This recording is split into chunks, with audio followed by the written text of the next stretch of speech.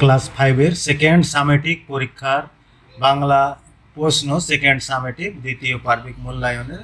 হিমালয় পর্বতমালা রয়েছে পশ্চিমবঙ্গের পূর্ব দিকে। ঝড় কবিতায় ঝড় এসেছিল দুপুরবেলা। ডাকাতদের কানে গোঁজা ছিল জবা ফুল। পশলা শব্দের অর্থ কি? একবারের বর্ষণ। কুমির ও শিয়াল দ্বিতীয়বার কিসের চাষ করেছিল? তো উত্তর হবে ধান চাষ।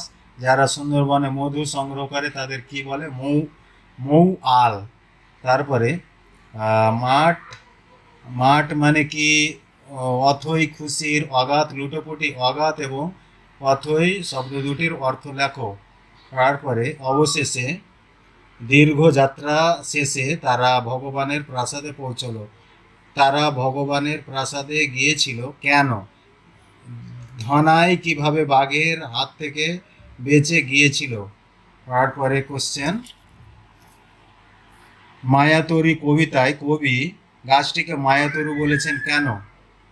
শিয়ালকে ঠকাতে ধান চাষের সময় কুমির কি ফন্দি এঁটেছিল? লেখো। তারপরে প্রশ্ন, এলোমেলো বর্ণ সাজিয়ে শব্দ তৈরি করো।